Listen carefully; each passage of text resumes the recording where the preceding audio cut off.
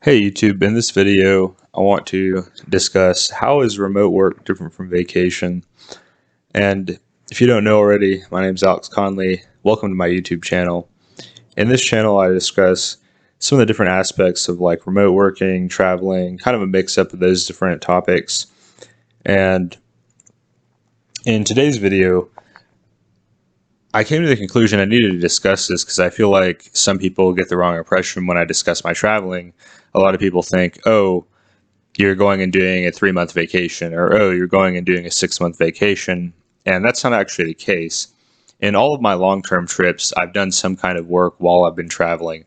I've either worked on programming or class or some kind of something to try to advance, like mathematics, advance my knowledge of skills that are going to help me become valuable in a remote work situation. I think it's actually not necessarily easy to become valuable in a remote working context. I think the pandemic has sped up that whole situation a lot. It's opened a lot of doors that we're probably not going to open nearly as soon as they have, but still worth considering.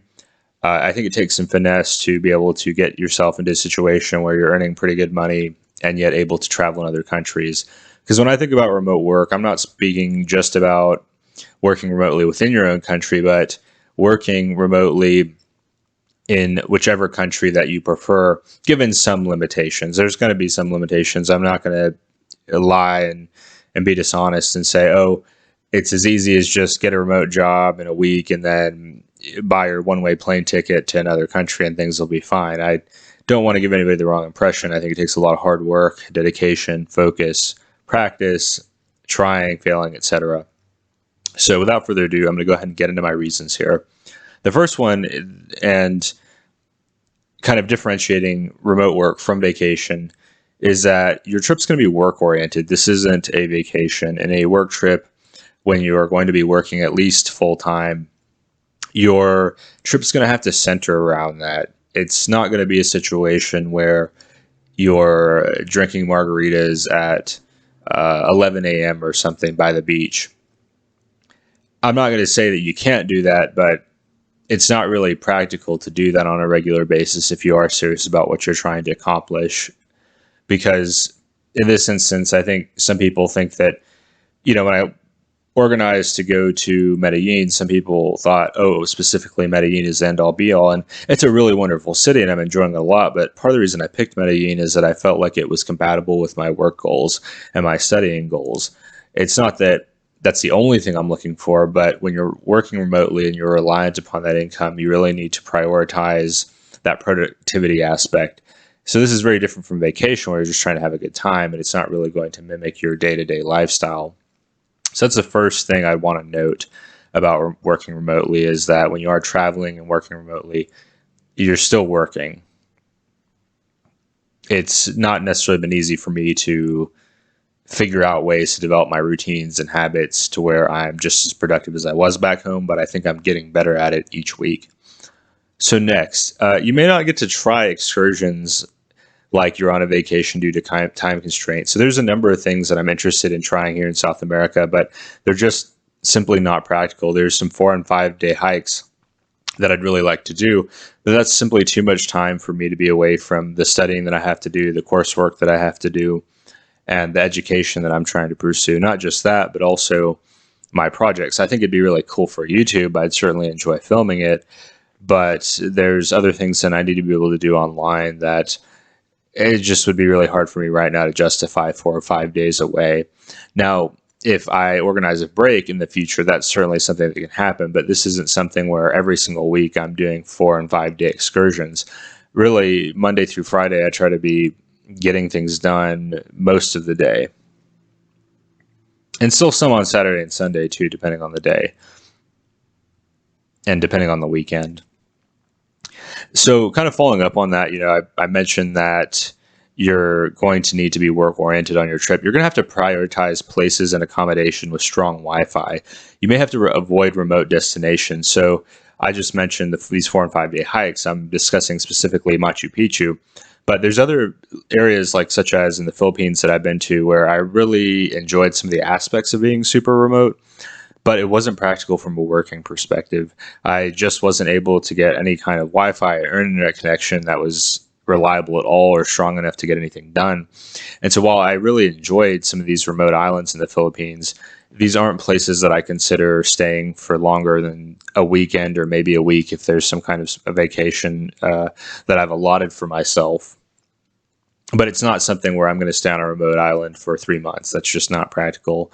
Likewise, it's not practical for me to do a 3 month long hike or something like that. I know some people are really interested in some of the more extreme sports or the long term adventures, and I'm really interested in some of those things, but from a time perspective, it's just not practical for me. Following up on that, you're not going to be able to consider accommodations that does not allow you to be productive. So for me personally, I don't ever consider hostels in my mind. If I can't afford a hotel in a given country or destination, I don't travel there. Reason being, hostels are a place to meet people, and many of those people are travelers. And I'm not opposed to meeting travelers, but first off, demographic wise, I find a lot of hostels are more oriented toward, say, early to mid 20s aged folks. I'm in my late 20s, and I feel a bit older for my age, for lack of a better way to say it. And so hostels just aren't a place that I'm looking to go. If anything, I'd like to meet local people, just because for me, part of the interest in traveling is getting to know how people live in other countries, what kinds of things they're interested in, what's their culture like, what kind of food do they enjoy, a lot of these things. And so if I'm meeting a lot of other travelers, we're probably not going to be sharing tons and tons of new information, just because my concern with meeting other people, that the main thing you have in common with them is that you travel, is that I found that I like to build friendships on other types of interests. Primarily for me, like programming, I find that I really connect a lot with people that are interested in software development. We don't even have to talk about software, but it's just like the mindset or the way of thinking that just seems to kind of click there. And that even if many other superficial things stripped away, we would still be able to be wowed and mesmerized by the power of technology. But I don't want to get too much into that right now. It's not necessarily relevant in this moment. I will say that I specifically attempt to avoid I try to avoid spending less. If I'm trying to work, I try to spend no less than $20 a night on a given hotel. I find anything less than $20, and it just becomes iffy as far as my ability to be productive. The noise becomes an inevitable issue, or the Wi-Fi won't be very good.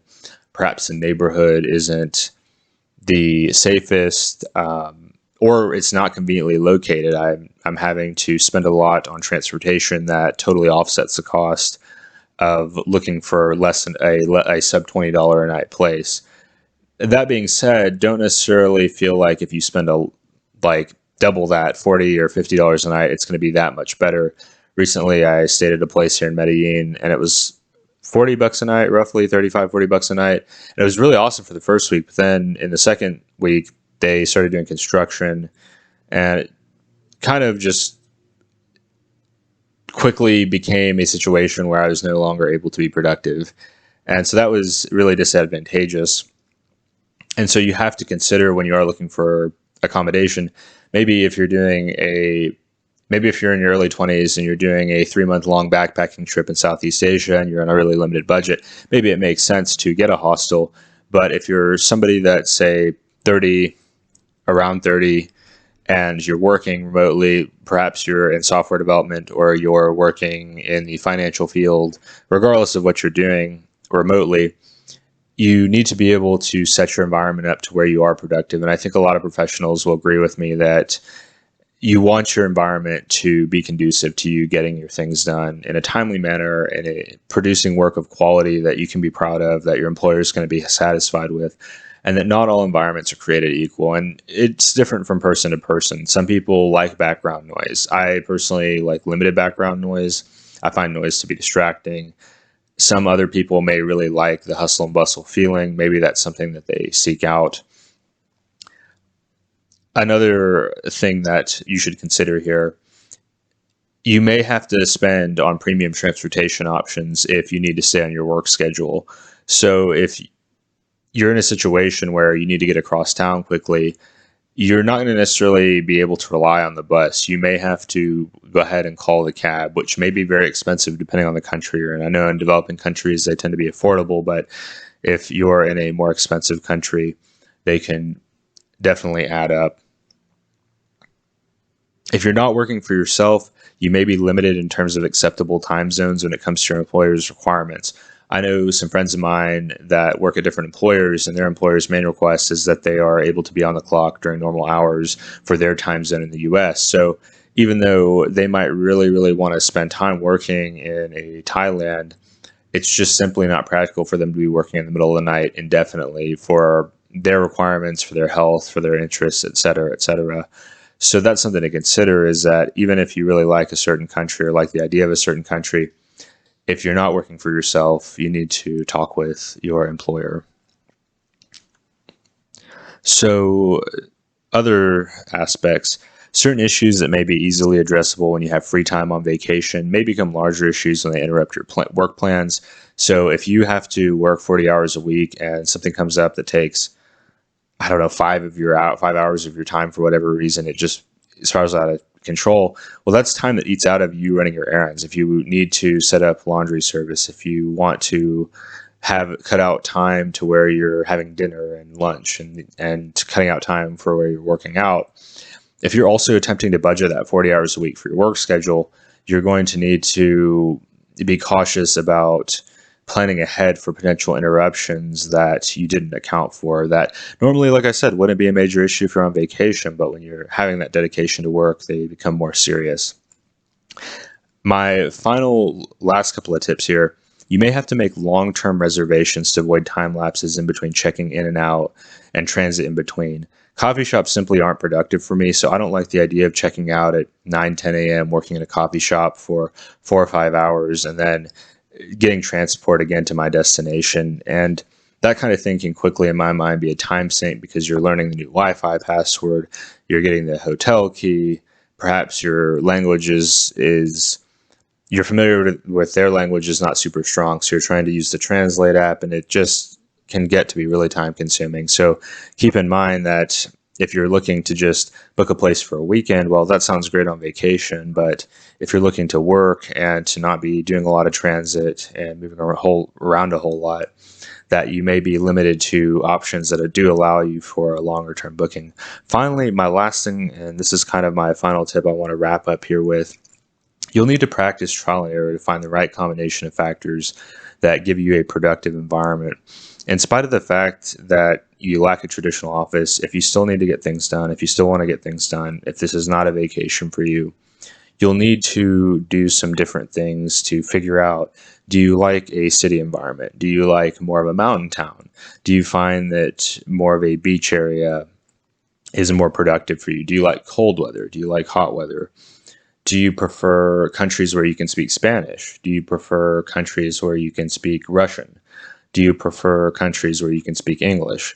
There's nothing wrong with any of your choices, but the main thing to consider and filter a lot of the places that you consider are, what is your work requirements? Do you work for somebody else where they have requirements that you have to meet, or do you work for yourself and you could have a bit more flexibility?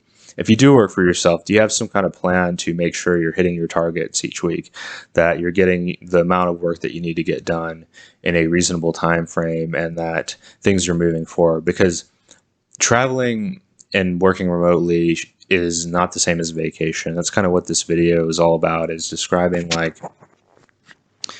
the situations that sometimes people don't consider when they are on vacation at a place, what it would be like to actually work from that place. So hope this video has been informative. How is remote work different from vacation? If you enjoy this video, definitely give me a thumbs up.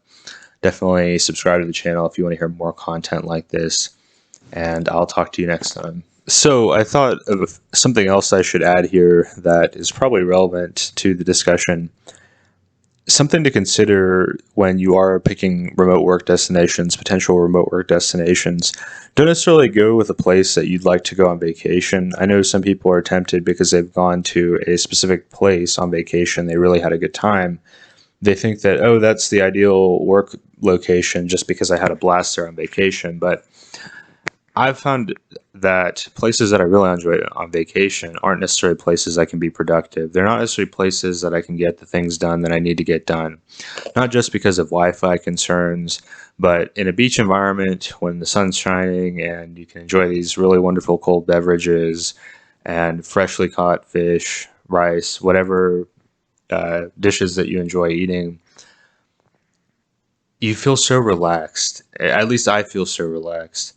And I find it hard to focus. And so a lot of the places that I think are perfect for vacation aren't necessarily places that I want to spend a lot of time trying to work, because I find that those environments tend to not only be distracting in terms of the comfort, the relaxation, the disconnection from the real world, perhaps even technology when you think about sometimes there are Wi-Fi issues, but that also a lot of these places that have a lot of tourists. And I find that in destinations with just tons and tons of tourists, it can be difficult to get things done because a lot of these tourists aren't there to work like you are. They're there to have a good time. They're boisterous. They might be drinking. They're there to really let loose, get wild, dance, go to a club, etc. And so when you're there with the mindset to work, try to get things done, be productive, do good work, help your team out, be a team player, really contribute, it can be really challenging to get the clarity in my mind needed. And so that's why I sometimes choose, and not sometimes, but often choose some of these more work-oriented cities. Like I'm a big fan of Kuala Lumpur. I'll talk more about Kuala Lumpur in the future, but I'm really a big fan of it. And people say, oh, it's boring or it's not vacation-oriented. It's perfect for my purposes. I found it to be incredibly good for remote working. It was just very reasonable in terms of cost of living. The food was very good. The accommodation I felt was very good in relation to the cost.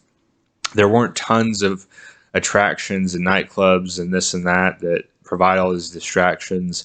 The weather was good, but there wasn't a beach nearby where I'd be tempted to just go swimming all the time. So that's something to consider. I just wanted to add on there at the end.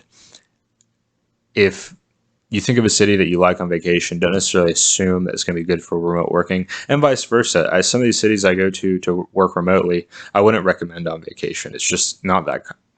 It's just not that kind of place. It's not that kind of dynamic. But thank you for watching, and I'll catch you next time.